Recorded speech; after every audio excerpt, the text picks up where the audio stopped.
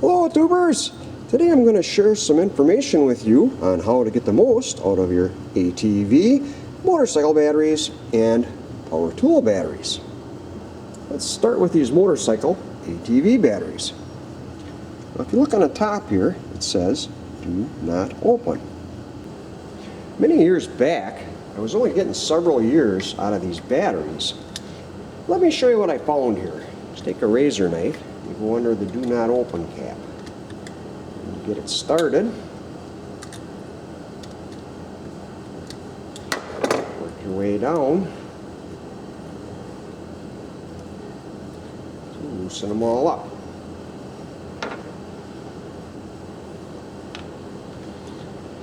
Now, after a year's time, I'd use my cold cranking amp tester on these batteries to find out they were considerably lower than when I purchased them.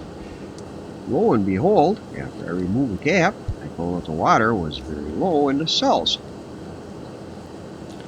So I filled all the cells, recharged it. What I recommend is them trickle chargers. Work real good for this kind of stuff. I have them everywhere. On deep cycle, car batteries, everything here. And recharge the battery for some time. After that, on a tester, it tested out as good as new. Now, here's the punchline. After these were 3, 4, 5 years later, I still never had to add water again. So this is something I wanted you folks to know. And of course, don't forget your safety gear. Now these little chargers, they claim they desulfate your battery, and a lot of people don't believe in that. It's got to be a little something to that is the way I'm looking at it, but I know the equalization of all the cells is definitely a critical thing.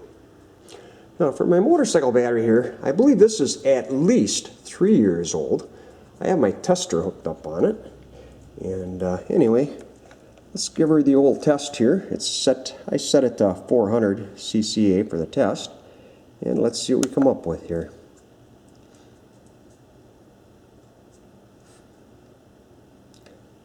Yeah, 452. Yeah, we can live with that. And I have a couple of Optima batteries under here. Now I have my cold cranking amp tester set up for 800 cold cranking amps. You can see the rating on the battery here. Now someone gave me this battery a little while back and didn't want it anymore, and it only tested for 325 cold cranking amps, by the way. Now if you look right here, this battery is from 2009. Now I put one of them little chargers on it for 2 months, and now I have my tester on it right now. It takes 6 seconds to test it. Let me show you what we have here.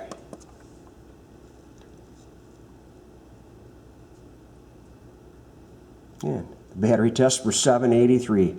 Nothing to complain about there.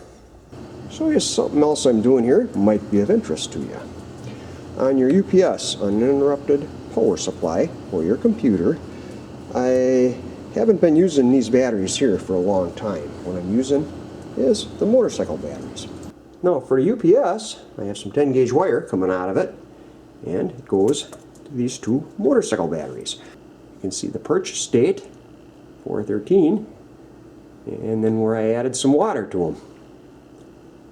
Whenever you have scraps of wire from wiring a house, save them. They make great reusable wire ties. Another thing which these motorcycle batteries are great for is backup power for a security system.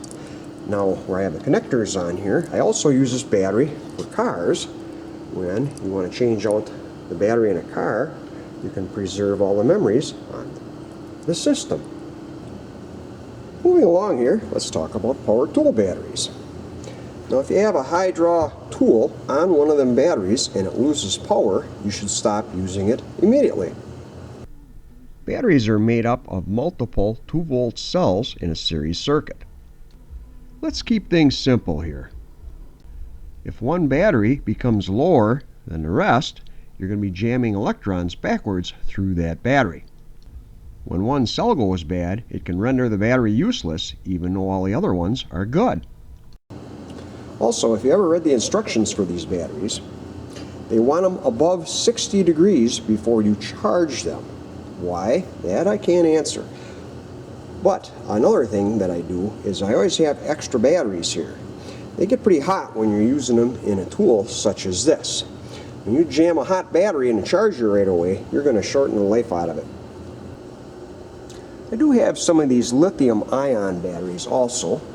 I've had real good luck with them, where they stay charged much longer than the regular NiCads when they're sitting on the shelf.